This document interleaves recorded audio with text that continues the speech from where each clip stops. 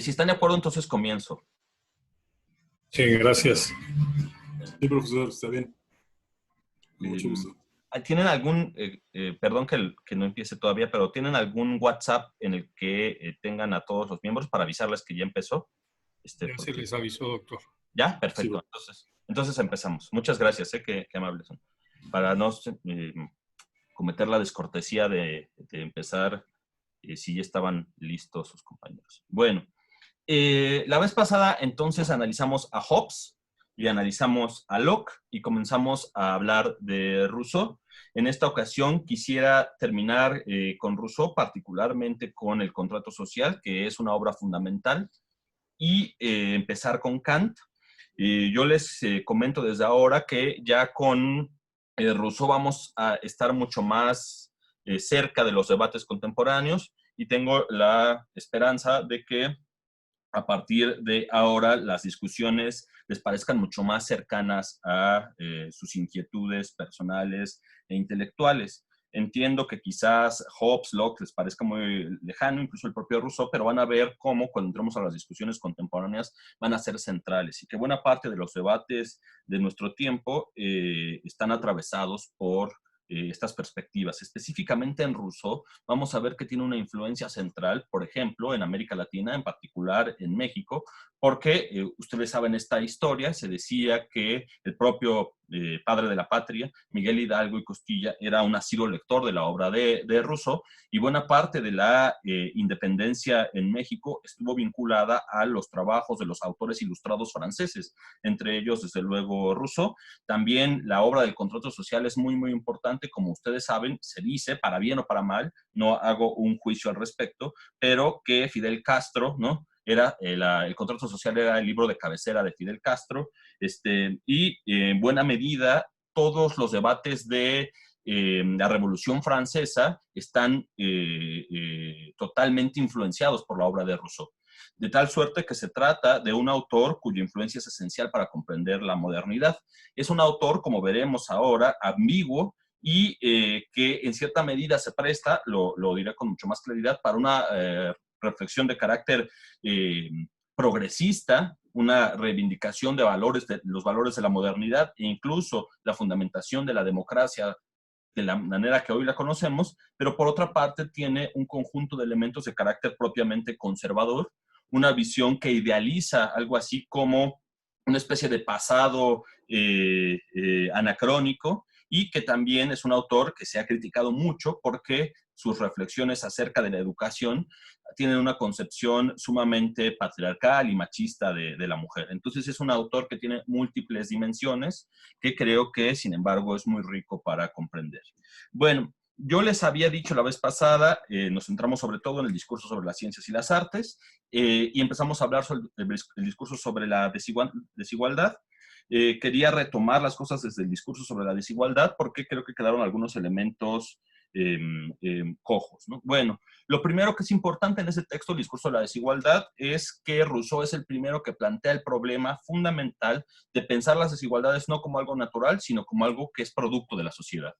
Entonces, hay un planteamiento en el que Rousseau acepta que pueden existir diferencias naturales, pero esas son tanto más insignificativas si las comparamos con el tipo de desigualdades que provienen una vez instaurada la sociedad. Desde mi perspectiva, este elemento va a ser fundamental porque va a dar paso a un conjunto de reflexiones que después van a ser fundamentales, que hoy en particular son esenciales para entender una serie de debates contemporáneos. Como vimos la vez pasada, Rousseau es sobre todo un crítico de las sociedades contemporáneas, de las sociedades de su tiempo. Ha mostrado o ha intentado mostrar en sus obras que los estados modernos son estados que no son justos, son estados injustos. Él se plantea como un crítico de las sociedades modernas. Y en la medida que se plantea como crítico de las sociedades modernas y de los estados modernos, va a plantearse una pregunta que no está del todo esbozada, por ejemplo, en Hobbes y en Locke, que es la gran pregunta por la legitimidad del poder político, y una pregunta respecto a qué criterio de justicia nos puede servir para valorar si un Estado es o no justo. Y como hace esto, como tiene una crítica fundamental a los estados modernos, porque los señala de entrada como estados injustos, la gran pregunta que se tiene que plantear es, ¿qué es lo justo? ¿Qué criterio nos permite señalar con claridad que las sociedades en las que vivimos actualmente son sociedades injustas? Y en buena medida eso explica el hecho de que nos remita a la idea de la naturaleza de los seres humanos previa a la instauración de toda sociedad. Lo que la vez pasada veíamos que era la idea del buen salvaje o la idea de los hombres antes de cualquier forma de sociabilización. El método que va a utilizar Rousseau es muy interesante. El método filosófico que Rousseau incorpora para tratar de analizar qué era el hombre antes de la sociabilización no es una hipótesis deductiva como en Hobbes, no es una narración de la infancia del ser humano como en Locke, sino va a utilizar dos mecanismos. Uno, les decía yo la otra vez, que es una especie de protoantropología. Porque, como ustedes saben, la antropología del siglo XX se plantea, sobre todo a partir de Lévi-Strauss, como un estudio de las sociedades primitivas. Desde luego, esto después va a ser refutado porque parece una visión eurocéntrica, etcétera, pero en su momento, en el siglo XX, la antropología se presentaba como un estudio de las sociedades primitivas e intentaba encontrar en esas sociedades primitivas, en sus formas de organización social, algunos elementos que pudieran parecer, esto es claro en Lévi-Strauss, estructurales, como estructuras ahistóricas que estuvieran presentes en todas las sociedades, desde las sociedades primitivas. Esto es un poco lo que intenta hacer Lévi-Strauss en las estructuras fundamentales se me acaba de ir el nombre, perdón. Si alguien se lo sabe, por favor, recuérdame. Del parentesco, perdón. Pero bueno, esta idea de Lévi-Strauss está en cierta manera presente o esbozada en Rousseau.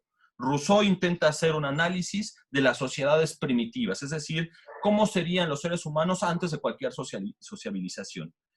Como Rousseau sabe que estos seres humanos no se encuentran ya, o los espacios en donde se encuentran ya son espacios en los que ha habido formas de sociabilización avanzada, hay otro método que incorpora, que es el método de la introspección, que como ustedes saben, va a recuperar en cierta manera algo que había hecho San Agustín, que es la idea de para saber cuál es la naturaleza humana independiente de cualquier sociedad, Rousseau lo que va a hacer es un trabajo de introspección sobre sí mismo para ver qué hay en sí mismo que pueda ser pensado como algo que es propio de la naturaleza humana y no resultado de la imposición a posteriori de las sociedades, ¿no? Y a partir de estos dos métodos, en el discurso sobre la desigualdad, muy rápido sobre esto, porque ya hablamos la vez pasada de eso, Rousseau va a tratar de encontrar cuál es el origen de la sociedad, que en el caso específico de Rousseau, ese origen de la sociedad no va a ser algo positivo en primera instancia, sino va a ser algo negativo.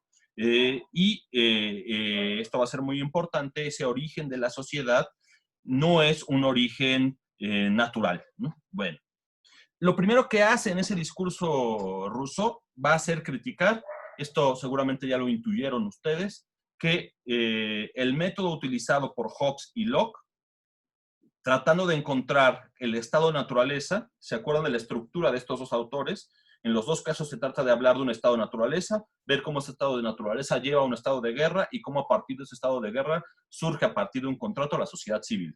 Bueno, el error, según Rousseau, que cometen ambos autores, es que ambos trasladan al estado de naturaleza cosas que son producto de la sociabilización. Esto es algo que quizás se les pudo haber ocurrido a ustedes. Es decir, está haciendo trampa Hobbes o Locke diciendo que cosas que según se encuentran en el estado de naturaleza, en realidad, ¿no?, son producto de la naturaleza humana cuando son atribuciones que solo surgen después de los procesos de sociabilización. En el caso específico de Hobbes, Rousseau le critica que, si ustedes recuerdan, Hobbes señala, esto es algo interesante para lo que habían preguntado en alguna clase, que Hobbes señala, que los seres humanos en estado de naturaleza son seres humanos que persiguen su deseo y que inmediatamente entran en una situación de desconfianza que los lleva al conflicto. Bueno, como recordarán, en la narrativa de Rousseau, esto en realidad no es así. Para Rousseau, la desconfianza, la vanagloria, en realidad, ¿se acuerdan?, son resultado de la sociabilización. No están en la naturaleza del ser humano. porque en su naturaleza el ser humano únicamente se mueve por el amor de sí y por una especie de compasión que tiene hacia los otros. Entonces, el error de Hobbes consiste en haber atribuido vicios que surgen en la sociedad a la naturaleza humana. La desconfianza, la vanagloria, son cosas que surgen, si recuerdan la clase pasada, una vez que ha surgido el proceso de sociabilización y con el desarrollo de las técnicas y las artes, eso nos hace, ¿no?, diferenciarnos entre nosotros, tener vanidad y, digamos, producir una serie de vicios que no estaban en la naturaleza humana. Entonces, a Hobbes le critica esto y a Locke le critica algo muy interesante. Esta crítica a Locke me parece central, no tanto como la plantea Rousseau, pero el planteamiento de Rousseau va a permitirnos pensar otras cosas. ¿A qué me refiero? A Locke le critica que incorpora la industriosidad en el estado de naturaleza. Si recuerdan la clase pasada, yo les había dicho que en Locke estaba esta idea de que Dios le había dado la tierra al hombre para que la trabajara y la hiciera próspera. Y esto, según Rousseau, es algo que surge en ciertas sociedades y que está tratando de hipostasiar Locke a la naturaleza humana. Es decir, por naturaleza los hombres somos industriosos. ¿Por qué resulta interesante? Porque hay trabajos posteriores, incluso los trabajos de Weber o de otros autores, que mostrarían cómo esta especie de atribución de los hombres o los seres humanos como individuos dedicados al trabajo, al ahorro y a la prosperidad, no sería sino el traslado de un conjunto de valores surgidos como producto del desarrollo de las sociedades capitalistas y atribuidos a la naturaleza humana. Esto es una cosa interesante, ¿no?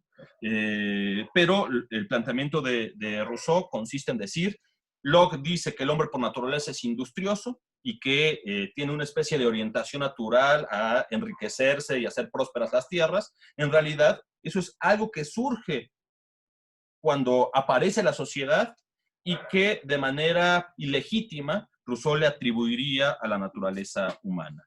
El hombre no es eso, no es ni un ser desconfiado por naturaleza, ni un ser industrioso por naturaleza, sino que según Rousseau es algo sumamente sencillo. También esto, para quienes estudian o estudiaron medicina o otras disciplinas, creo que resulta interesante. Rousseau considera que hay una autoconservación del ser humano. El ser humano estaría equipado, esto no es la palabra que utiliza Rousseau, pero podemos decir equipado biológicamente para tener como orientación primaria la autoconservación.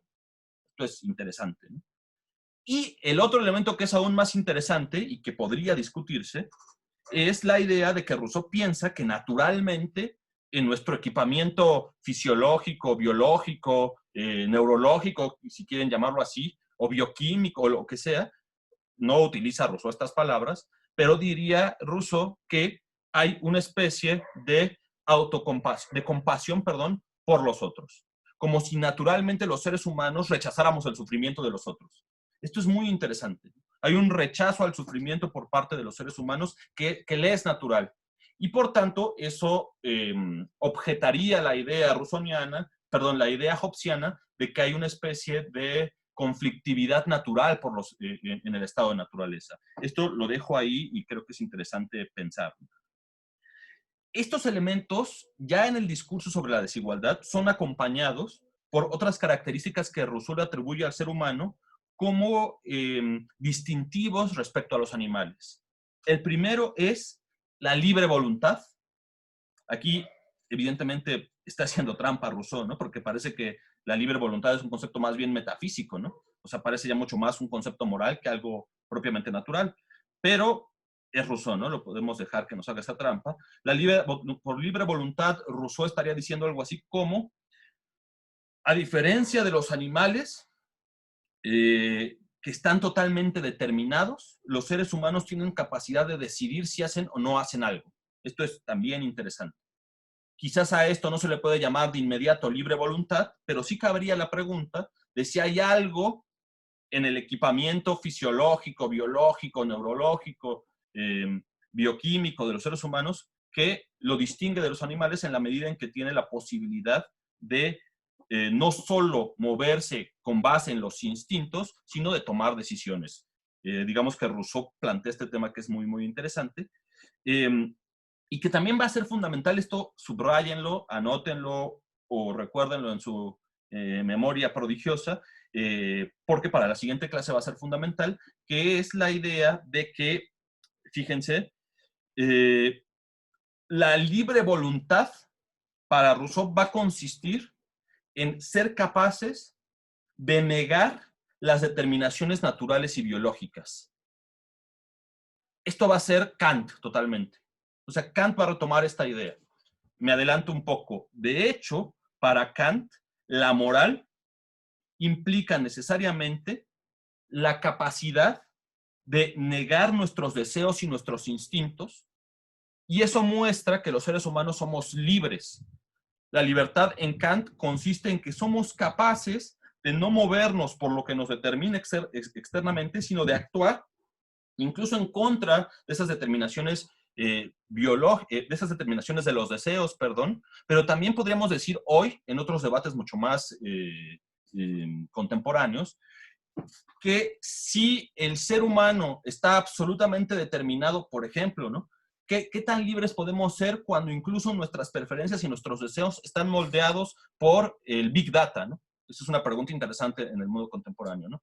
Si el Big Data casi me puede poner, yo la otra vez hablaba con alguien sobre un tema y al otro día me aparecía promoción sobre ese tema, ¿no? Si en este mundo a la Black Mirror, en el cual todo estaría determinado, podríamos hablar de ser libres. Bueno, la respuesta de Kant aquí es muy interesante porque Kant va a decir, lo que hace propiamente libres a los seres humanos es su capacidad de hacer algo en contra de esas determinaciones que de una u otra manera motivan sus deseos. Entonces, el hecho de que nosotros podamos hacer algo en contra de nuestro deseo, algo en contra de nuestros intereses, mostraría la capacidad y lo que Kant llamaría como libertad. Bueno, esta idea que está en Kant, en cierta manera, el propio Kant lo reconoce, la retoma de Rousseau. Libre voluntad como negación de los deseos y de las determinaciones inmediatas de la naturaleza.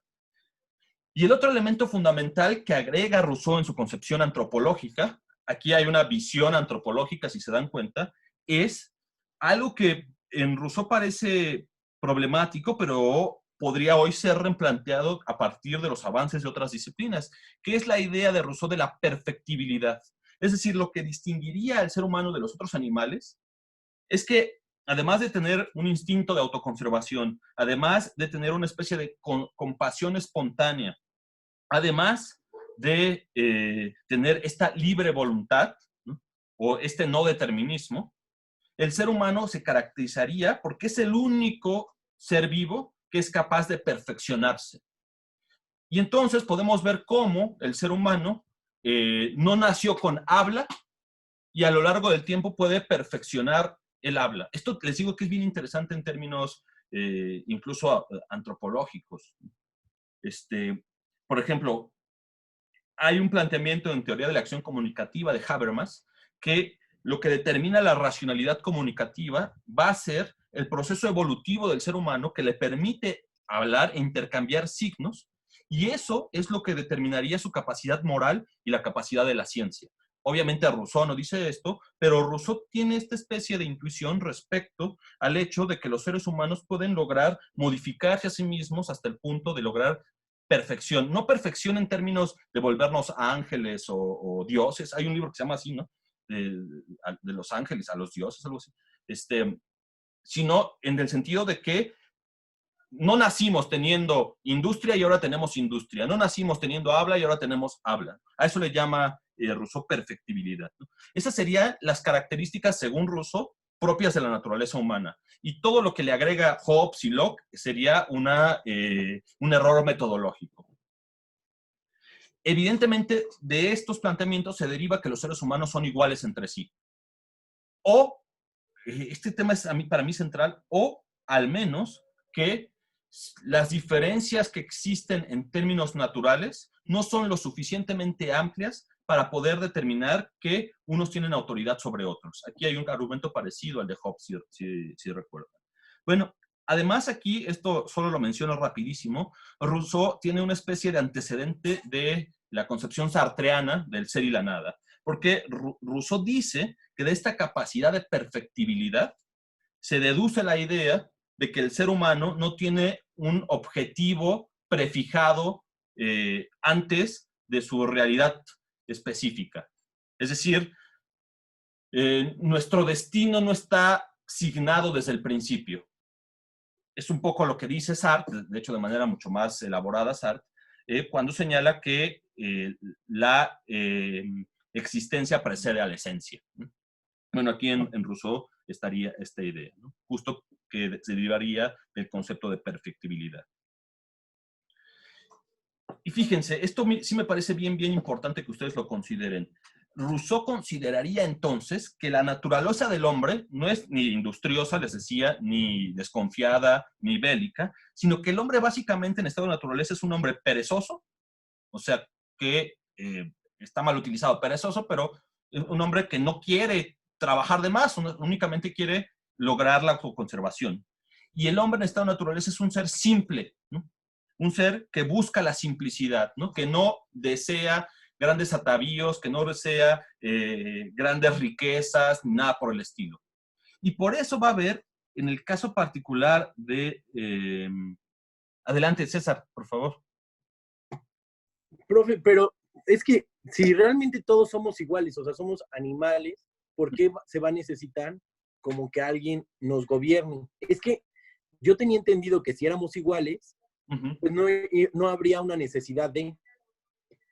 A ver, este es bien interesante, a eso voy, César. Está muy bien planteada la pregunta, porque si te fijas en la estructura de todos los autores, en Hobbes, en Locke y en Rousseau, en esto sí se parecen, los seres humanos en estado de naturaleza son iguales. En los tres está esta idea. Pero hay algo que hace que esa igualdad se convierta en conflicto. En Hobbes, como vimos, es, digamos, que los deseos particulares entran en conflicto y generan un estado de guerra.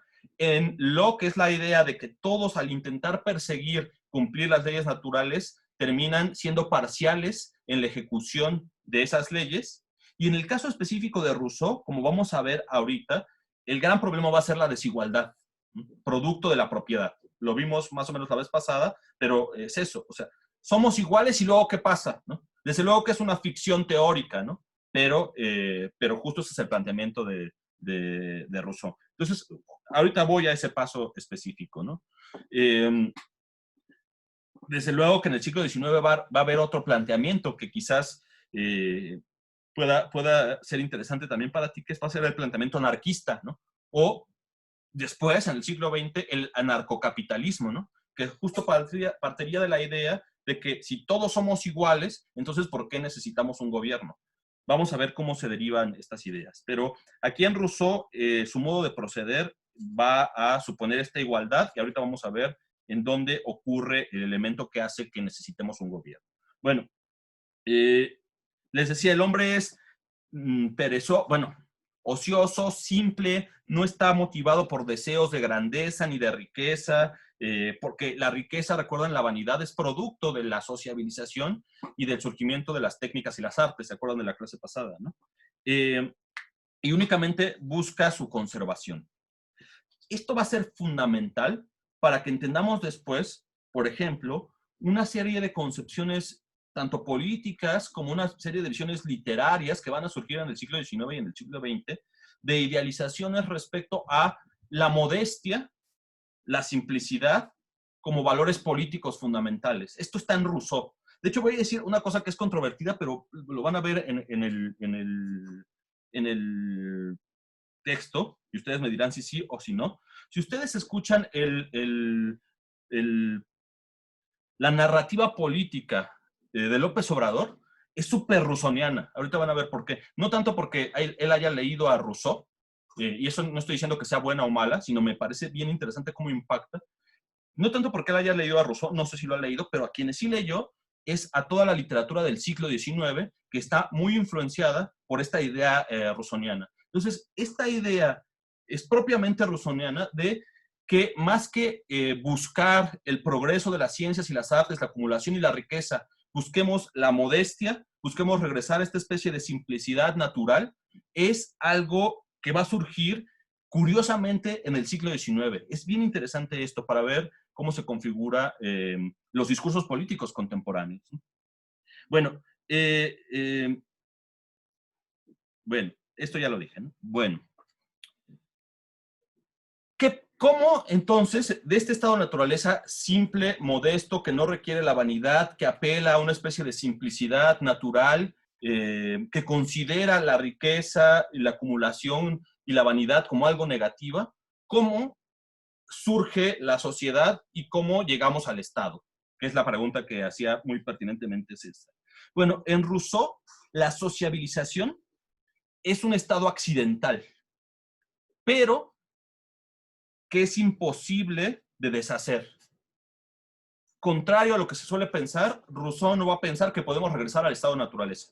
Ahorita me voy a tener eso. Una vez que ha surgido la sociedad, no podemos dar marcha atrás. ¿Por qué surge la sociedad?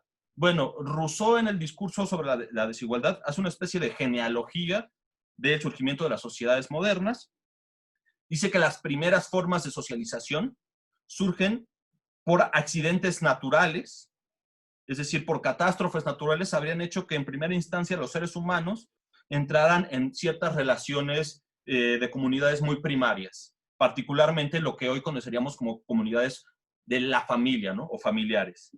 Y entonces, para resolver esos problemas, los seres humanos se unirían en pequeñas comunidades y eso los llevaría a una primera forma de sociabilización que es muy inmediata todavía y que todavía no requiere de un Estado.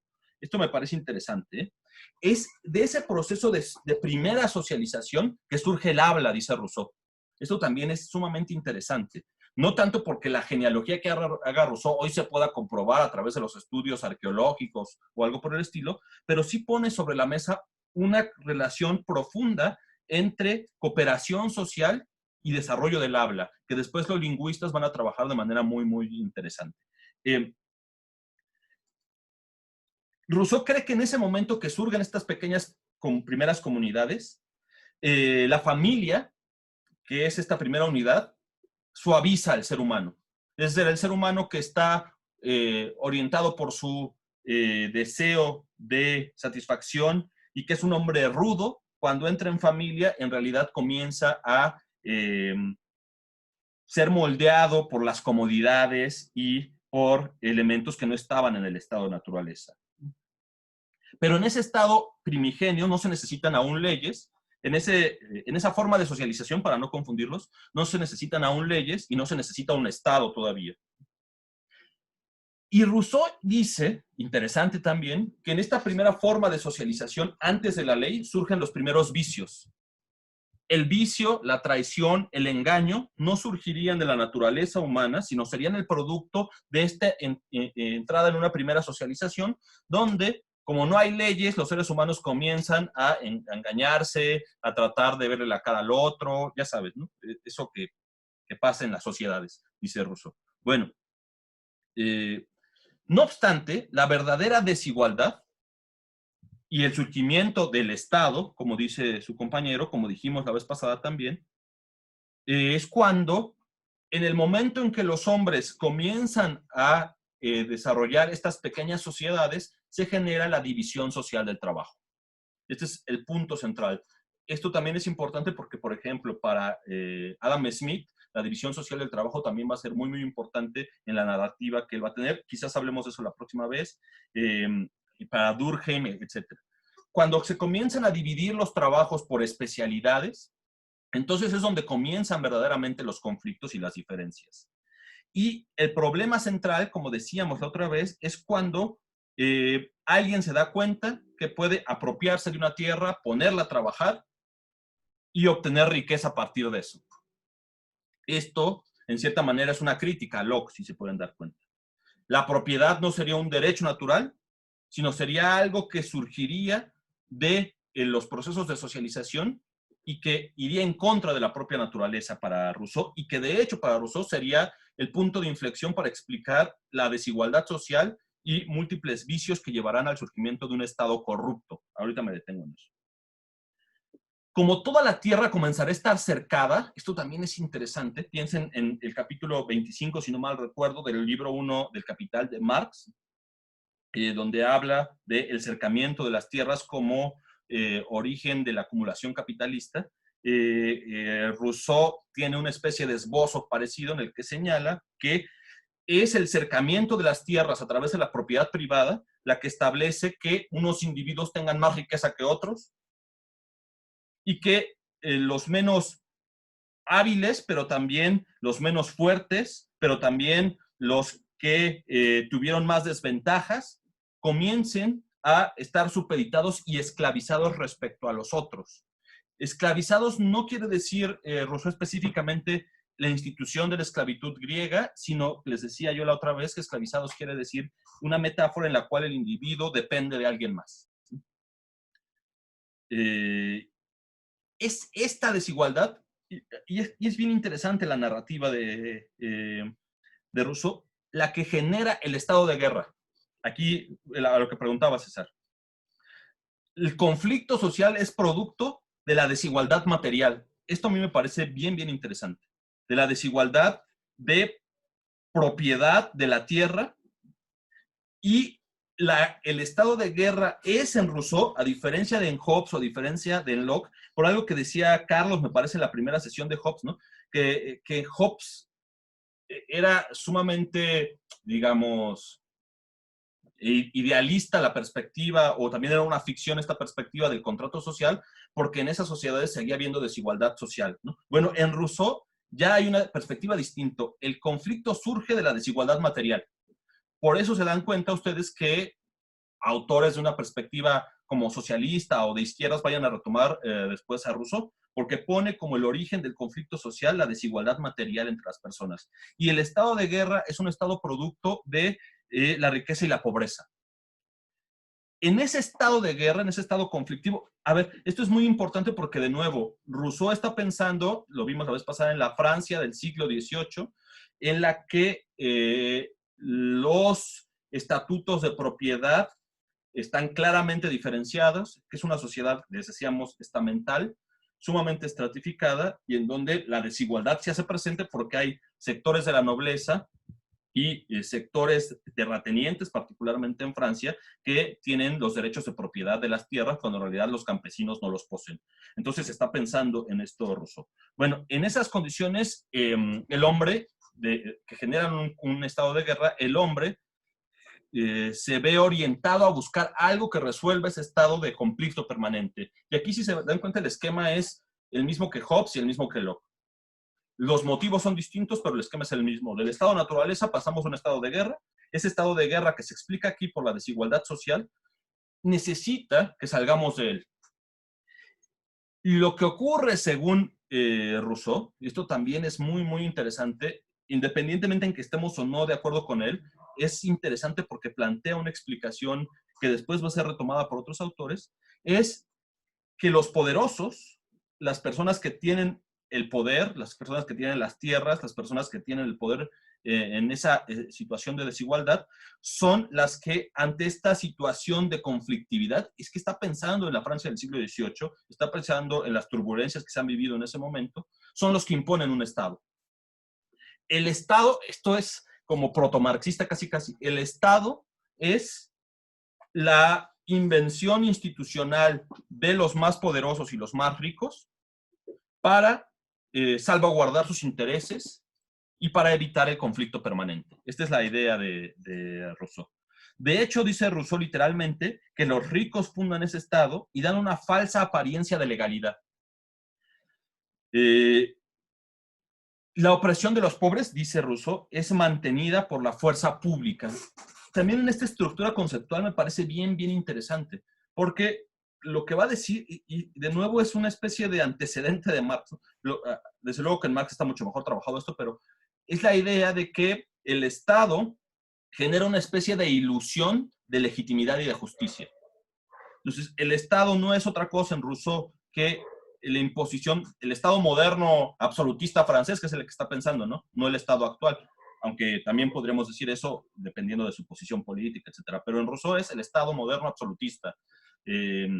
Es un Estado que impone su poder y para legitimar falsamente su poder genera la ilusión de que las leyes, las normas y el derecho son justos cuando en realidad son formas de sometimiento y de reproducción de la opresión. Esto es interesantísimo en Rousseau. Por eso, como les decía la otra vez, perdón, está esta idea rousseauiana de que la desigualdad más problemática no es la desigualdad natural, sino es la desigualdad que surge en esta construcción del Estado, porque las leyes lo que hacen es institucionalizar la desigualdad. Y es más problemático eso porque las leyes dan una falsa apariencia de justicia cuando en realidad encubren formas de desigualdad y de opresión. Esto también es un planteamiento sumamente interesante y de nuevo es un tópico que después va a reaparecer en múltiples discursos políticos posteriores. La influencia de Rousseau es muy, muy interesante, particularmente como ustedes se pueden dar cuenta en la Revolución Francesa. Para los revolucionarios franceses, el antiguo régimen en realidad encubre en el derecho del antiguo régimen formas de privilegio. Y por eso, buena parte de los relatos de la Revolución Francesa, de los relatos narrativos de la Revolución Francesa, están orientadas a fundar de nuevo la República bajo la idea de la igualdad de la ley. Porque lo que ocurría en el antiguo régimen no era la igualdad de la ley, sino que el derecho lo que hacía era encubrir los privilegios estamentales. Esto es una forma argumentativa que la Revolución Francesa retoma particularmente de Rousseau, y me parece también interesante, ¿no?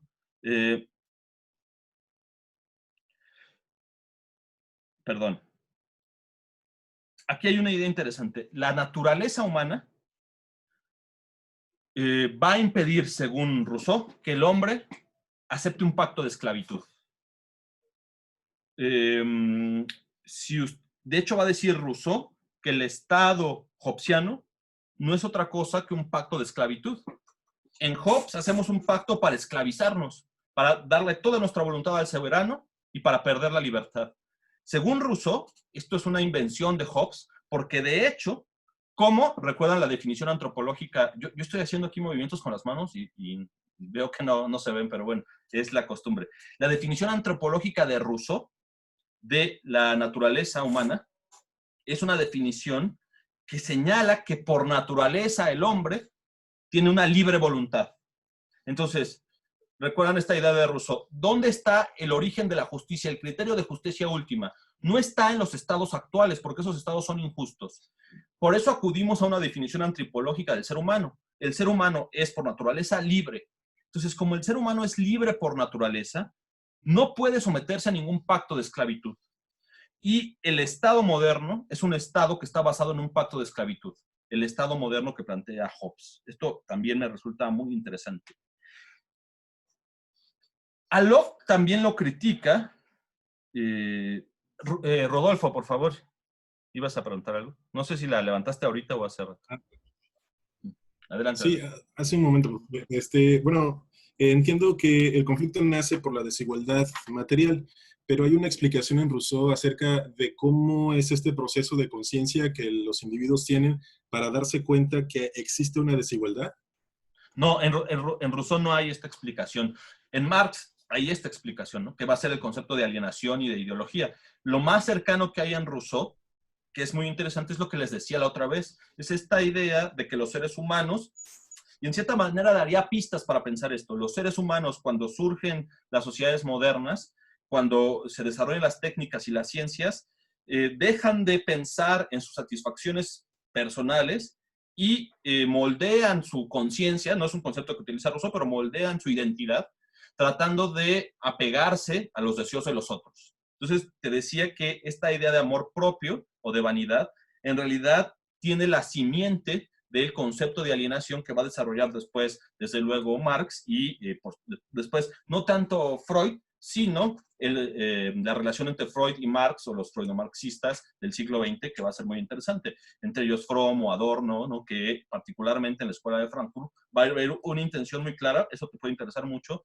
de tratar de explicar, por ejemplo, el ascenso del nacionalsocialismo, no solo a partir de lo que pasa en términos económicos, sino también a partir de lo que pasa en la psique de los individuos, ¿no? Pero en Rousseau todavía no está esta explicación. que es un poco la idea de la servidumbre voluntaria, ¿no? De cómo es que los hombres aceptan un pacto de servidumbre. En Rousseau no está esta idea, pero pues hay algunas pistas, ¿no? Es una pregunta súper interesante. Y que después, por ejemplo, en el presente, ya lo preguntaba en la primera clase, lo señalaba, no me acuerdo quién, Zizek, por ejemplo, va a reformular el concepto de ideología a partir de un problema semejante, ¿no? Pero claro que Zizek lo va a hacer a través de Lacan. Estamos muy lejos de llegar a eso todavía, ¿no? Pero vamos a llegar en su momento. Porque, no quiero meterme mucho en eso, voy a decir algo muy, muy rápido, porque si se dan cuenta aquí, y es que aquí tendrá que, no puede ocurrir otra cosa hasta que llegue Freud, aquí la idea de racionalidad es una idea de autotransparencia, ¿no? La razón se explica como la capacidad de transparentar y justificar nuestros argumentos. Entonces no hay nada que pueda obstaculizar de una u otra manera nuestra concepción de las cosas. Y por tanto el error, lo veremos en Kant, el error es producto de una falta de rigor racional. Bastaría, esa es la gran idea de la ilustración, bastaría con que los seres humanos dejaran atrás la ignorancia y fueran racionales para que pudieran ver de forma transparente las cosas. Bueno, con Freud vamos a ver que eso es por lo menos parcial, ¿no? O sea, no hay un acceso, diría Lacan, a lo real, ¿no? Que no esté mediado por lo simbólico. Pero aquí, evidentemente, Rousseau no va a hablar de esto. Bueno, no es evidente, ¿no? Pero se entiende lo que estoy diciendo. Bueno, en el caso específico, espero, ¿no? En el caso específico de Locke, Rousseau señala que Locke tiene razón al decir, fíjense, esto también me parece bien, bien interesante, que la función del Estado es garantizar la propiedad. Es cierto, pero no es la función, no es una función natural, sino justo el Estado civil surge para defender la propiedad, pero no porque así sea la naturaleza de las cosas, sino en realidad porque justo así se distorsionó, ¿no?, las relaciones sociales. Entonces, en Rousseau en particular, hay una crítica a esta especie de idea lockeana, según la cual naturalmente la propiedad sería algo que debe defender el Estado. Si el Estado la defiende, es justo resultado de los procesos de socialización. Y esa defensa de la propiedad puede ser injusta, no necesariamente es justa. Esto también prefigura una idea que es prefigura la idea que va a retomar McPherson en un libro que les comenté la vez pasada, que se llama La teoría del individualismo posesivo, si no mal recuerdo, que señala que buena parte de la perspectiva lockeana consistiría en una especie de justificación del capitalismo emergente en el siglo XVII, y lo que haría para justificar el capitalismo emergente es colocar en estado de naturaleza un conjunto de elementos que habrían sido resultado del desarrollo capitalista. Entonces coloca en estado de naturaleza justo los valores que necesita el capitalismo en el siglo XVII para desarrollarse, y los hace pasar como algo natural al ser humano. Esto es después lo que Marx va a criticar en el primer libro de los Grundrisse como una Robinsonada que va a llamar el 18esca, ¿no? Pero eso lo veremos después. Bueno, entonces Locke dice que la propiedad es algo natural, cuando en realidad si el Estado civil la protege es justo, como una especie de necesidad de los poderosos para salvaguardar sus intereses particulares. Ahora, uno podría pensar, Rousseau a partir de aquí va a defender la idea de que hay que regresar a un estado de naturaleza idílico. Nada más parecido a eso en el caso de sus textos, por lo menos en el Contrato Social. Quizás en el Emilio pueda haber esta idea mucho más potente o más clara, pero en el Contrato Social no es así. Todo el problema de Rousseau, lo vamos a ver ahorita, consiste en, es imposible regresar a ese estado idílico, no hay vuelta atrás. ¿Cómo hacemos para salir de este estado injusto a partir de un estado justo? Dos van a ser las vías, desde luego una institucionalidad legítima, ahorita vamos a ver cuál es, y otra vía interesantísima que en cierta medida va a hacer que Rousseau sea un personaje ambiguo, va a ser la educación. ¿Por qué les digo que es un personaje ambiguo? Si recuerdan, yo les dije la primera y la segunda clase que los griegos tenían esta vinculación muy potente entre política y paideia, porque para ser justo políticamente se necesitaba ciudadanos virtuosos. Yo les dije también que esto desaparece en cierta medida con Maquiavelo y Hobbes, pero en Rousseau reaparece.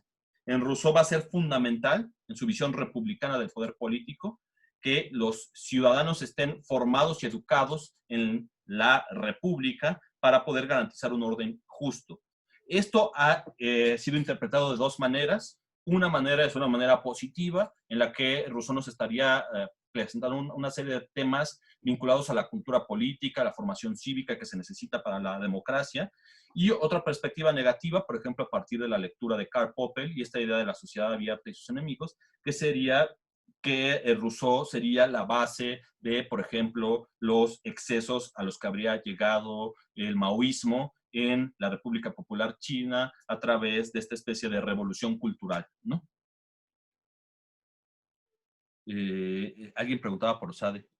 María, si quieres formúlala porque no la alcanzo a ver completa. Sí, doctor. Bueno, es que me parece o recuerdo un poco de que Sade tiene algunos de estos conceptos sobre la virtud, sobre que la sociedad también lo corrompe, como que lo plantea un poco en Justine de lo de los infortunios de la virtud, pero y también un poco en Juliet, pero no sé si es porque también son contemporáneos y ya está como esta discusión ilustrada entre todos ellos, ¿no? Y que ya se empieza a criticar como a la religión y a la sociedad. Me agarras un poco descolocado porque no te podría decir algo muy específico sobre Sade, pero ¿te parece que la próxima clase haga un comentario sobre eso? Porque hay un texto muy interesante de Lacan que se llama Kant con Sade. Entonces voy a releerlo y lo planteamos esto la clase pasada, porque además hay, por ejemplo, hay un libro de Jorge Veraza que leí hace mucho, pero lo tengo ahorita totalmente fuera de foco, que habla de la relación muy interesante entre Sade y la Revolución Francesa y el pensamiento político de Sade. Pero ahorita no lo tengo así en el foco. Entonces, si quieres, para no decir mentiras y no decirte cosas que ahorita no tengo en la cabeza, lo dejamos para la próxima clase, ¿no? No, porque tengo clarísimo que hay una relación entre Sade y la Revolución Francesa, pero espero no Sí, es que decir esto es muy importante porque siento que a través de la literatura podemos ver también cómo lo que está ocurriendo en el contexto social, ¿no? Pues siento Sí, que quizás a veces más que en la filosofía.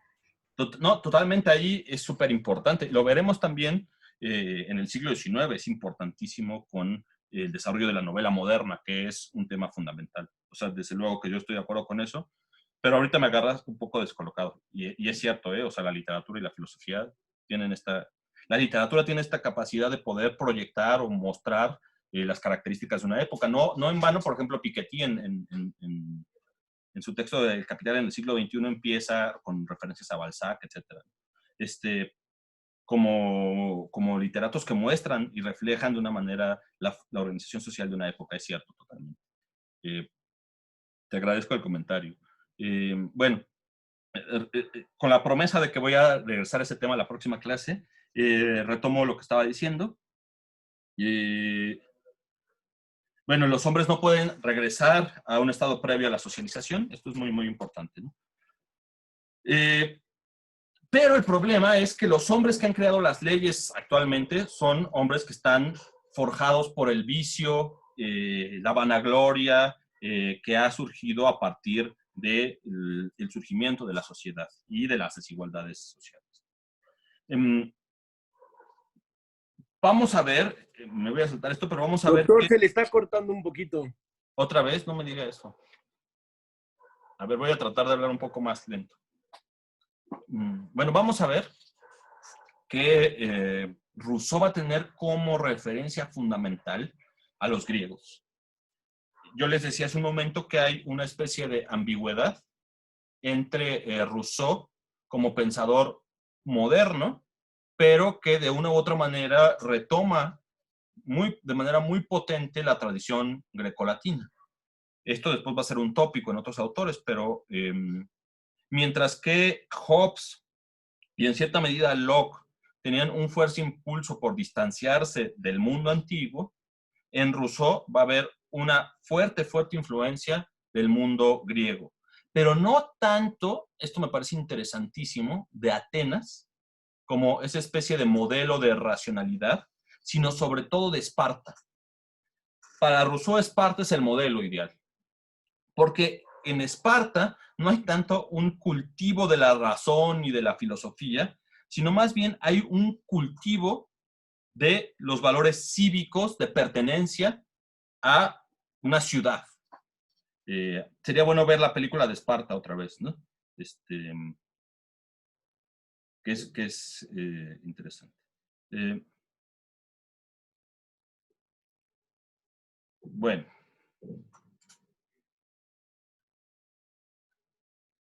Entonces hay esta especie de rememoración permanente de la figura de Esparta. No tanto como un espacio, les decía, de racionalidad, de ciencia, sino más bien como un espacio de devoción al bien común e incluso, otra cosa que se le ha criticado mucho a Rousseau, de sacrificio del individuo respecto a los fines comunes. Esto es como un modelo ideal para Rousseau. Por eso mismo, por ejemplo, autores contemporáneos van a ver en Rousseau a un defensor de las sociedades cerradas, ¿no? Donde tiene más valor la comunidad que los individuos. Yo creo que es una exageración, pero bueno.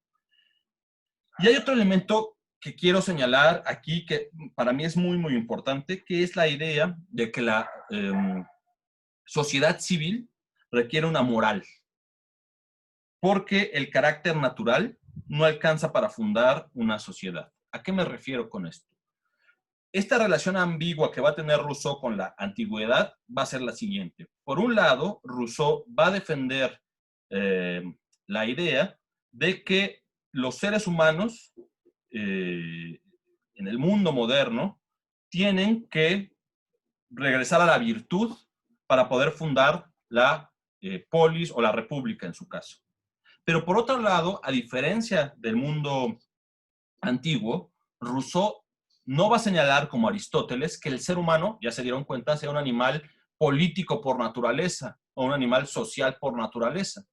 En realidad, el ser humano se vuelve social como resultado de un conjunto de conflictos y esos conflictos lo hacen forjar un Estado que está mal, que es injusto, y eso lo obliga a renovar el pacto social o a realizar un nuevo contrato social. Pero el ser humano no es político por naturaleza. Esto es muy, muy importante porque de nuevo va a reivindicar esta idea que después Kant utiliza con mucha fuerza, que es que la naturaleza humana no basta para fundar el orden social o el orden civil. Si seguimos nuestra naturaleza, somos, recuerdan, pues perezosos, seguimos nuestra autoconservación, ¿no? Y esos valores, la autoconservación, la simplicidad, la búsqueda del amor propio, no son valores que se vayan a requerir o que vayan a servir en una república. Ahorita lo vamos a ver con mucho cuidado. Entonces, el hombre tiene que salir de su libertad natural y entrar en un orden moral. La sociedad implica una transformación, una reeducación de nuestra naturaleza para poder aceptar las normas sociales propias de las exigencias de la comunidad política. Y eso implica una especie de salida de la naturaleza y entrada en la moralidad. Hegel lo va a decir de otra manera, pero la moral es una suerte de segunda naturaleza humana. De hecho, el contrato social va a implicar la renuncia a la libertad natural a cambio, no del sometimiento como en Hobbes, sino de la conquista de la libertad cívica. Esto también va a ser importantísimo. La naturaleza no basta para garantizar, les decía, el funcionamiento de la sociedad en términos de justicia. Ahorita me detengo mucho en eso porque es importantísimo en Rousseau. Ya, vamos al contrato social. Ya me estoy tardando muchísimo y ya no tenemos tanto tiempo. El contrato social, ¿no? Que es la obra más importante, bueno, de Rousseau, por lo menos en términos de filosofía política y de filosofía social. A diferencia de en Hobbes, en Rousseau, la gran pregunta va a ser la pregunta por la legitimidad del poder político. vamos a ver que ya en Rousseau no se va a poder plantear la idea de que lo que justifica el orden social es su propia sostenibilidad o su propia mantenimiento o perpetuación en el tiempo. Como es un crítico de las sociedades modernas, Rousseau va a tratar de mostrar qué es lo ilegítimo de estos estados modernos y, por tanto, desde dónde se puede anclar una perspectiva de justicia. Ya les decía hace un momento que ese criterio de justicia está basado en la antropología, en cierta manera, en qué es el hombre naturalmente, pero sobre todo en cómo ese hombre puede adaptarse a las circunstancias que exige la comunidad política. Los estados modernos no obedecen a la naturaleza humana, sino que se han convertido en estructuras institucionales que mantienen los privilegios. Esta es la idea de Rousseau, ya la dijimos. Y están llenos de desigualdad. Estoy repitiendo cosas que ya dije. Va, ahora sí. Desde el punto de vista del Estado, las desigualdades pueden, esto es muy, muy importante. Desde el punto de vista del Estado, las desigualdades sociales pueden ser funcionales. Es decir, la monarquía, el antiguo régimen puede considerar que para pervivir en el tiempo necesita esas desigualdades porque si garantiza la igualdad, de hecho fue parte de las justificaciones, se generaría caos.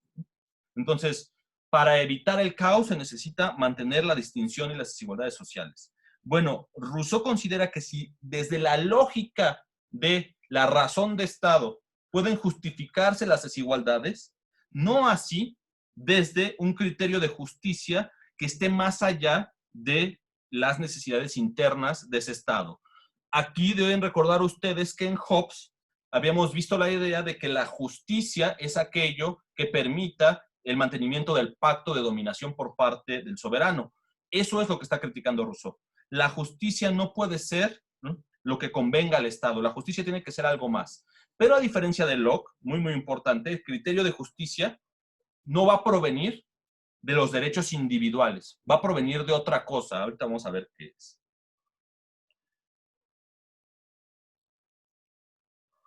Lo primero que empieza haciendo en el contrato social, capítulo 3, cuando vayan al texto lo van a ver, es señalar que no existe algo así como el derecho del más fuerte. Porque el derecho del más fuerte es un derecho que está basado en la fuerza física de unos sobre otros. Entonces, en realidad, eso no es derecho, eso es una cosa de la naturaleza. El más fuerte domina al más débil. Eso no es natural, eso no proviene de un acto moral. Decir derecho del más fuerte es una especie de contradicción inadyecto, ¿no? Es una contradicción en sí misma. Si es derecho, no puede ser del más fuerte. Esto es importante. La palabra derecho implica, importantísimo, un tipo de relación de asimetría, ciertamente, o un tipo de autoridad que no está basada en la fuerza, sino que está basada en la legitimidad. Es algo así como, la legitimidad es algo así como los mecanismos transparentes que garantizan la autoridad de unos sobre otros, pero que no pueden estar basados en el poder coactivo meramente físico. ¿Por qué les digo esto? Porque en Hobbes, ¿se recuerdan? De hecho, la fuente del poder político es el monopolio de la violencia. Basta con ser el más fuerte y tener el monopolio de la violencia para poder tener poder sobre los demás. Lo que está diciendo Rousseau es que esto es una contradicción. Si ese es el más fuerte, o sea, si su autoridad vale porque son los más fuertes, en realidad no es autoridad, es fuerza o violencia física o amenaza de castigo. Para que la autoridad pueda ser considerada autoridad y no mera violencia, tiene que ser legítima. Esta idea de la legitimidad después la va a retomar Weber y va a ser muy, muy importante.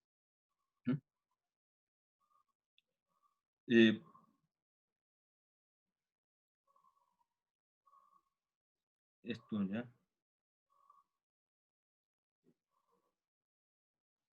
Entonces, ¿cuál es la diferencia entre, pregunta fundamental, entre la ley y la voluntad de un tirano? ¿Qué es lo que hace distinto que estemos gobernados por la ley y que digamos estamos gobernados por el derecho a decir que estamos gobernados por el tirano? Y la respuesta a eso es que debe haber algo más allá de la fuerza física que legitime la autoridad de un poder político y que la distinga de la fuerza de un tirano. les decía que sobre este tema está la famosa película de los 7 samuráis, ¿no? de Akira Kurosawa, que es muy interesante al respecto. ¿Cómo entonces podemos hacer que una autoridad sea legítima? Primero ya dijimos, pues, que no esté fundada en la violencia.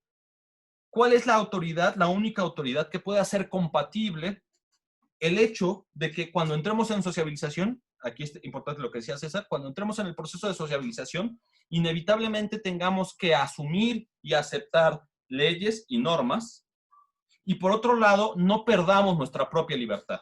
Este es el conflicto fundamental de Rousseau.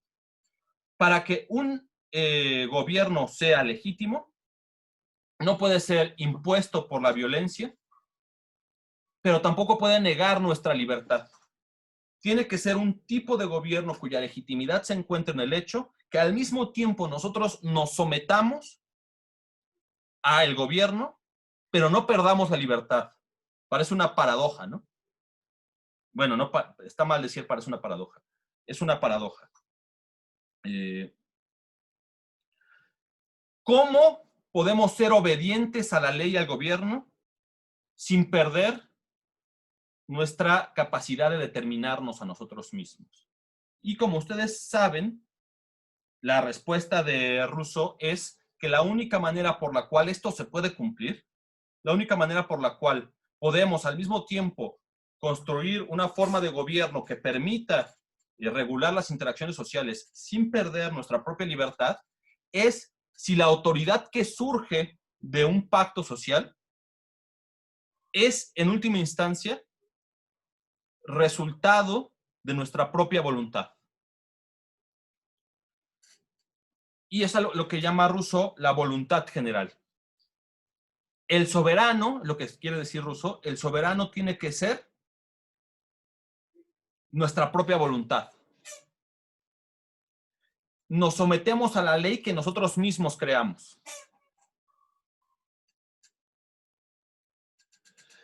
El problema es cómo hacemos compatible la protección que requerimos cuando entramos en sociedad, que requiere que limitemos nuestro arbitrio. Cuando entramos en sociedad ya no podemos hacer lo que queramos, pero sin que eso nos lleve a someternos a otros. Y dice Rousseau, la única forma de hacerlo es entrando en un contrato social o en un pacto social en el cual, perdiendo nuestro arbitrio para hacer lo que queramos, al mismo tiempo recuperemos nuestra voluntad en una voluntad general, que es la idea de la voluntad general de Rousseau, que ha generado múltiples confusiones.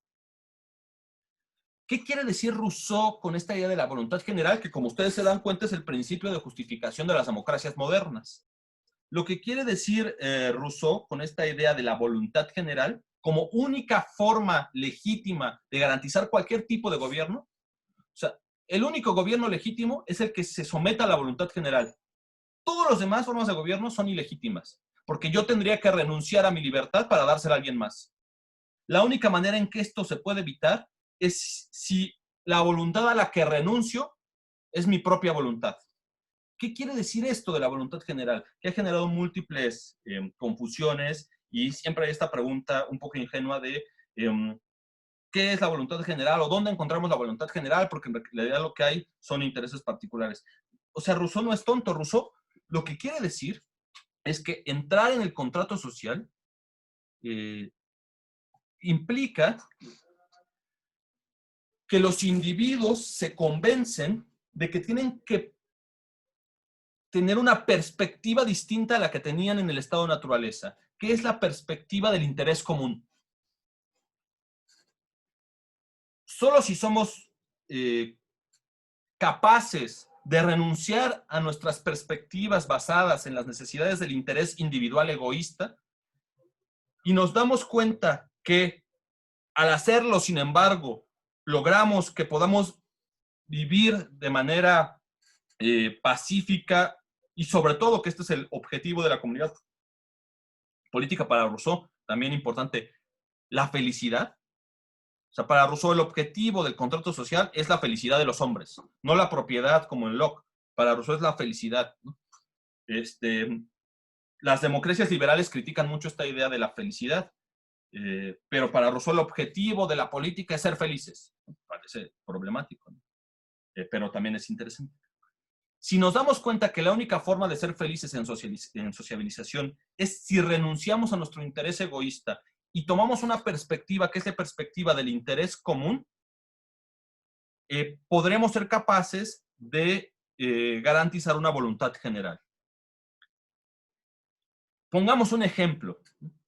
Lo que está pensando Rousseau es que ninguna sociedad puede perdurar únicamente a través de la idea propiamente liberal de que solo hay individuos.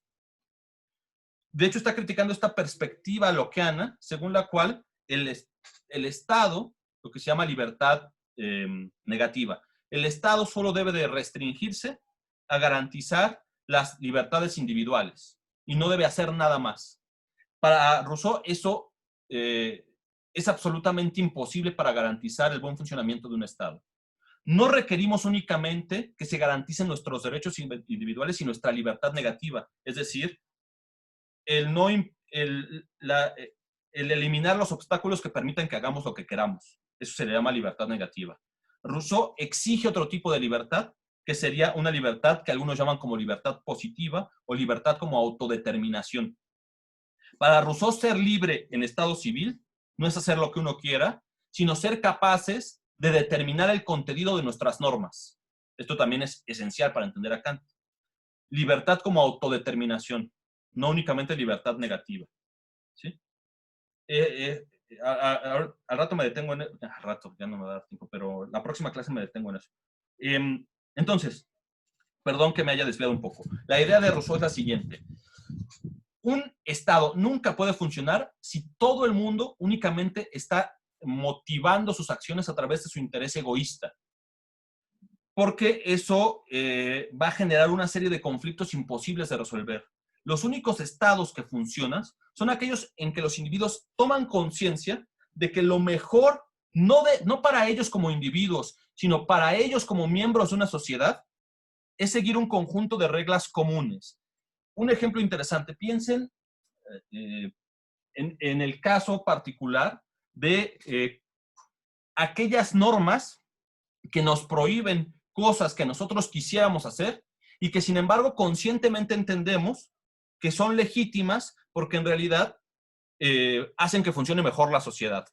Piensen en el confinamiento, por ejemplo, ¿no? Es decir, no estoy tratando de hacer una reflexión sobre el confinamiento, sino de mostrar cómo opera esto. O sea, Rousseau es consciente de la idea de que somos capaces de desdoblar nuestra voluntad cuando entramos en sociedad. ¿Qué quiere decir esto? Podemos tener intereses particulares, nuestro libre arbitrio, nuestros deseos. Si la libertad solo fuera eso, sería imposible la sociedad.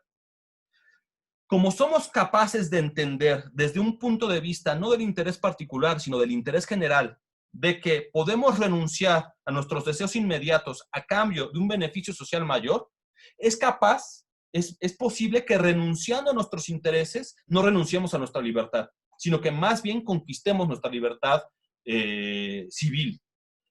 Sabemos, por ejemplo, que quizás sea un sacrificio terrible tener que quedarnos en casa en este momento, ¿no? Y que nuestro interés egoísta sería, igual y yo no soy miembro de los grupos en riesgo, y entonces yo quisiera individualmente salir a comprar un helado. Es un ejemplo tonto, ¿no? Sin embargo, como soy capaz de desdoblar mi voluntad inmediata y pensar desde una perspectiva social, puedo saber que renunciar a ese interés egoísta no es perder mi libertad, sino es ganar un tipo de libertad mayor, que es la libertad civil, que es la libertad que obtenemos cuando la sociedad funciona adecuadamente. A eso se refiere Rousseau con la voluntad general. Es la perspectiva del interés general, que de hecho está presente en nuestras sociedades en todo momento. Más bien lo que resulta anómalo frente a las perspectivas libertarias e incluso anarcoliberales es lo contrario. Es sociedades que funcionan únicamente en la persecución del interés egoísta. Esta idea de libertad negativa. Para Rousseau, en realidad, y si lo piensan bien, es así. Las sociedades modernas funcionan si somos capaces de tener un concepto más amplio de libertad. Libertad no como la eliminación de los obstáculos que me permitan hacer lo que quiera, sino libertad como autodeterminación colectiva, dice Rousseau. Esto me parece también interesante. Y como les decía, esto es el fundamento de la democracia moderna. La democracia moderna parte de la idea de la soberanía popular. ¿Cuál es el fundamento de las sociedades contemporáneas? Que hace que sea legítima la autoridad si es que proviene de la voluntad popular, no si proviene únicamente de la voluntad del tirano o no si proviene únicamente de una voluntad elegida por Dios, etc. Parece que es el único criterio que puede hacer compatible nuestra incorporación en el orden social con el mantenimiento de nuestra libertad. Esta es la idea, pero no como libertad negativa, sino como libertad por autodeterminación. Termino muy rápido. Rousseau, entonces, defiende la idea de que el único soberano legítimo es el soberano popular. Defiende la idea de que ese contrato social supone la renuncia a nuestra libertad natural y la conquista de nuestra libertad civil. De nuevo, esto es importantísimo para Kant. Y sin embargo, Rousseau no es un autor que se defina a él como demócrata. Él no se concibe como demócrata. Esto tiene que ver por la evolución misma del concepto de democracia. Casi todos los autores hasta el siglo XIX consideran que la democracia es la democracia griega, que es una democracia directa, en donde, lo vimos la vez pasada, en la asamblea todos concurren para tomar decisiones a través de la votación a mano alzada. Y no conciben que pueda haber un régimen político que se llame democrático, que no sea una forma de democracia directa. Entonces, Rousseau dice que la democracia solo es posible en ciudades muy pequeñas. Pero como las ciudades modernas y los estados modernos son muy amplios, la democracia no es posible. Entonces, Rousseau distingue, esta es la distinción clásica de Aristóteles, solo que reducida, entre monarquía, aristocracia y democracia. Monarquía es el gobierno de uno, aristocracia es el gobierno de pocos, y democracia es el gobierno de todos. Como la democracia es materialmente imposible, según Rousseau, por más que la quisiéramos, por más que sería la forma de gobierno más legítima, en realidad lo que va a proponer Rousseau es lo siguiente: es una aristocracia, pero no es una aristocracia basada en el principio de la herencia, ni en el principio de alguna superioridad natural, sino le va a llamar una aristocracia electiva. Es decir, que a través de elección del pueblo se elija a los mejores o los más pertinentes para asumir las funciones de gobierno. A eso le va a llamar Rousseau aristocracia electiva. Si se dan cuenta, es algo muy parecido a lo que hoy podríamos llamar democracias representativas. Entonces, aquí hay dos posibilidades, o decir, claro, Rousseau está pensando en una democracia representativa ex ante, es decir, antes de que la llamemos democracia representativa, Rousseau está pensando en eso. U otra alternativa, también interesante, que es pensar que lo que nosotros llamamos democracia, en realidad son formas de aristocracia electiva. Esto lo dejo ahí en el tintero. Pero si bien el régimen político que defiende Rousseau es una aristocracia electiva, es decir, como tenemos que enfrentarnos al hecho de que algunos tienen que tomar decisiones y no las podemos tomar todos en conjunto, en realidad necesitamos elegir a algunos, los más no virtuosos, sino los más prudentes o los que tengan mayor capacidad de actuar sobre áreas de gobierno particulares. Pero Rousseau considera que esto no niega, no mina que la voluntad popular sea, que el soberano esté fundado en la voluntad popular. ¿Por qué? Porque para Rousseau, donde se hace presente la voluntad popular es en el contrato social. Esto es en el origen de la sociedad o en lo que hoy llamaríamos la Constitución. Esto está a la base de buena parte de nuestros discursos totalmente modernos de las democracias. O sea, ¿dónde se hace presente la voluntad general? En el momento en que se deciden las reglas fundamentales para la delimitación de lo que es una sociedad. es el momento constituyente de la sociedad. El momento que constituye esa sociedad. Ahí se hace presente el soberano. ¿Y qué decide el soberano? Sobre todo, la legislación, las leyes que son el fundamento de ese contrato social. En otras palabras, lo que está diciendo Rousseau es la voluntad popular se hace presente en la Constitución, en las leyes constitucionales. Y todavía más, Rousseau dice algo que ustedes seguramente, si han seguido los debates de la Cámara de Diputados, o quienes estudian Derecho lo tienen clarísimo, que es que el papel del soberano es el papel de ser el legislador fundamental. O sea, el soberano, la voluntad popular, no decide qué se hace en cada momento porque sería imposible en sociedades complejas como las nuestras. En el mundo ateniense era posible llamar a asambleas una y otra vez, pero en sociedades complejas no se puede. Entonces, ¿dónde se hace presente la voluntad general? Cuando decidimos cuáles son las leyes fundamentales de la sociedad, cuando decidimos su constitución. Entonces, el papel del soberano es el papel del legislador. Y el papel de aquel que hace o ejecuta las leyes de esa legislación es el papel del poder ejecutivo que se elige a través de representantes en una aristocracia electiva. Pero el poder ejecutivo está totalmente limitado por la soberanía popular que se hace presente en el poder legislativo, ¿no? La legislación de las leyes representa la voluntad popular. Para Rousseau lo ideal sería que en gobiernos pequeños pudiéramos estar en asambleas permanentes, si necesitamos reformar las leyes o tomando decisiones respecto a qué se tiene que cambiar. Como eso es imposible en sociedades más amplias, pues ese momento fundacional es el momento donde se hace presente la voluntad popular, que es el momento constitutivo de la sociedad. No es el momento ejecutivo, sino en el momento legislativo. Bueno, otro ejemplo de la voluntad general que se me olvidó señalar son los impuestos, ¿no? Desde luego que es un tema candente, ¿no? Pero desde luego que desde la perspectiva individual, uno no quiere pagar impuestos.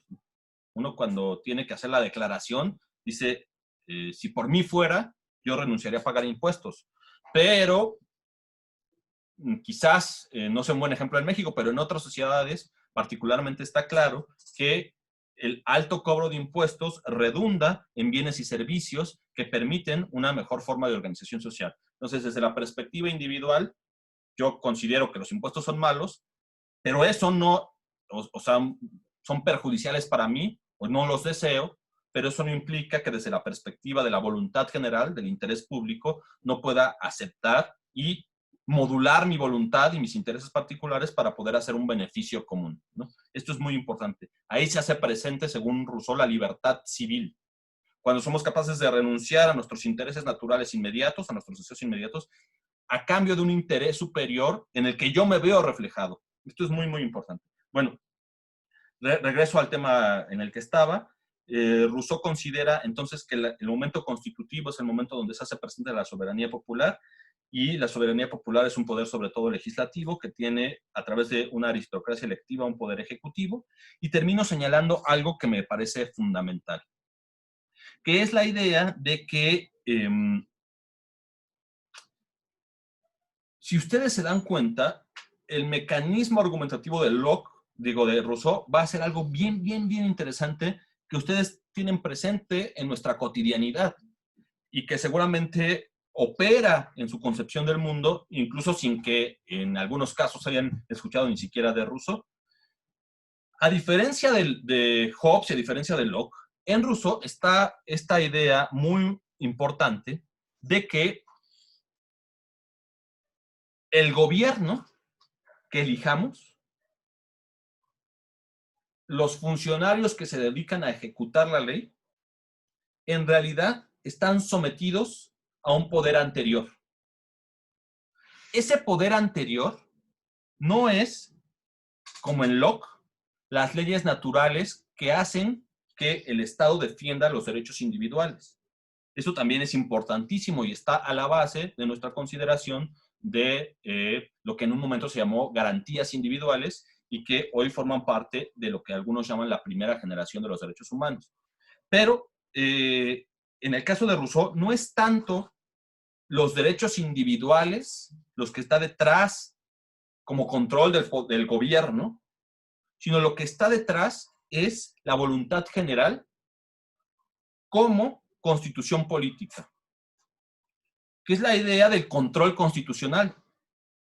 Es decir, todo gobierno electo no puede hacer lo que se le dé la gana, sino que está sometido a un conjunto de leyes. No solo las leyes naturales que defienden los intereses de los individuos, también, sino, o las libertades de los individuos, sino a una voluntad popular que se encarna en nuestra Constitución y que a través de distintos mecanismos se puede renovar mediante el poder legislativo, que es el poder que expresa la voluntad popular o que a través de mecanismos de representación encarna o materializa esa voluntad popular. Esto va a estar en la base de todos los proyectos constitucionales del siglo XIX y del siglo XX. La idea de que el poder político, sea una aristocracia, una monarquía, tiene que estar sometido a una constitución que refleja la voluntad general. Si bien no todos podemos estar tomando las decisiones en todo momento, los que ejecutan el poder político tienen que estar sometidas a esa voluntad general que se enmarca en la Constitución. Esto va a ser muy importante, por ejemplo, cuando veamos a Hegel y Marx. Uno de los grandes debates de Hegel y Marx es que en Alemania, que todavía no es Alemania, lo que van a estar defendiendo ellos es la limitación constitucional de los monarcas, por ejemplo. Y buena parte de lo que explicaría el principio democrático contemporáneo no es tanto, muy importante esto, democracia no es tanto para nosotros la participación permanente en asambleas, sino democracia es para nosotros la limitación constitucional de los gobernantes electos a través de mecanismos y procedimientos electorales. Si no hay constitución como reflejo de la voluntad popular y si no hay respeto a esa constitución, no podemos hablar de democracias en el mundo contemporáneo. Y termino con otra idea que me parece fundamental. Todo me parece fundamental, pero más bien es una forma de hablar. Rousseau sabe que la ley por sí misma no es capaz de hacer que perviva una república. Decíamos en Hobbes que en última instancia la amenaza de coacción era la que obligaba a los individuos a respetar la ley, el imperio de la ley. Y se generó una discusión, recuerdan, hace un par de clases al respecto. Si es la amenaza de coacción la que hace que los individuos actúen de otra manera o si hay otro tipo de mecanismos. Bueno, Rousseau va a responder a esto de una manera muy interesante. No hay Estado una república que funcione sin una amenaza de castigo por la transgresión de la ley en última instancia. Esto es inevitable. Es decir, la discusión que teníamos la otra vez es una falsa discusión en la medida en la que siempre detrás, en última instancia, está la amenaza de coacción. Es decir, o la amenaza de que si uno no cumple las normas, en última instancia al final lo van a correr o va a reprobar o algo. Siempre está detrás. El problema no es tanto eso. La amenaza de coacción es fundamental. El problema es qué tanto la amenaza de coacción se debe hacer presente, ¿no? O más bien, qué tanto la amenaza de coacción se convierte en coacción permanente. Entonces, si necesitáramos un gobierno que continuamente tuviera que hacer presente la coacción, en realidad sería un gobierno que no funcionaría, porque generaría descontento social, generaría un montón de problemas sociales. Es imposible que un Estado no tenga una amenaza de castigo, porque si no, al final de cuentas, nadie respetaría la ley. Pero eso no niega que esa amenaza de castigo solo tenga que aparecer en última instancia y como último recurso. Si aparece de forma permanente, entonces estamos en un gobierno que tiene que permanentemente hacer presente la violencia. Para Rousseau, entonces, el problema es cómo hacemos que aparezca en en última, por leer lo que estaba ahí ya me perdí. Lo que debe aparecer en última instancia es la amenaza de castigo. Pero más bien lo que tendría que hacer que se respetara la ley es la convicción particular de los individuos. De que justo esa ley es producto de su propia autodeterminación.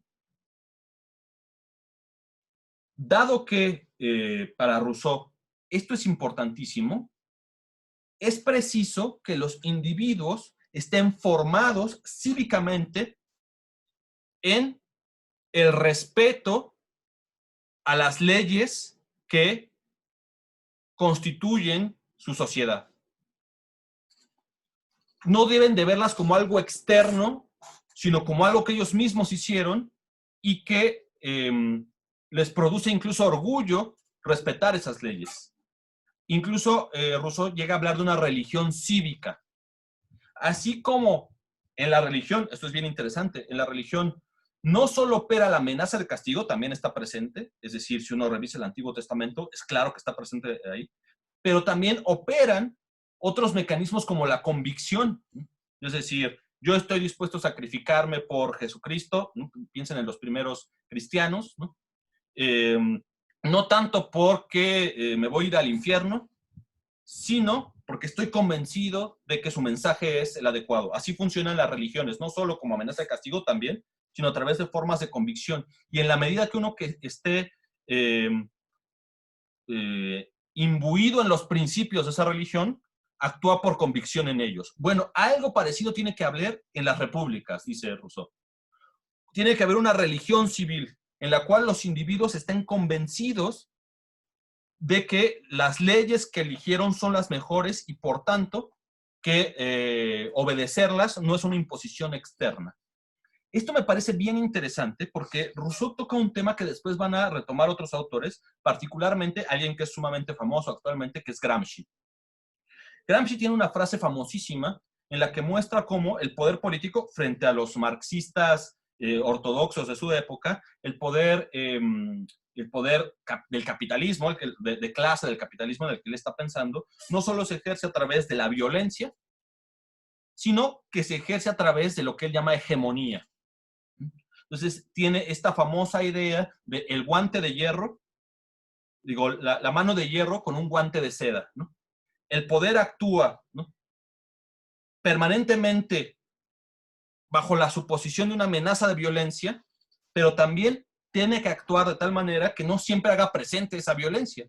Entonces, para Gramsci es fundamental la idea de que si viviéramos en gobiernos en el que permanentemente está presente la amenaza de violencia, en realidad no funcionarían. Esos gobiernos o poderes políticos o clases sociales, en Gramsci, se valen siempre de la conquista de la hegemonía ideológica, retomando un poco lo que decía Rodolfo.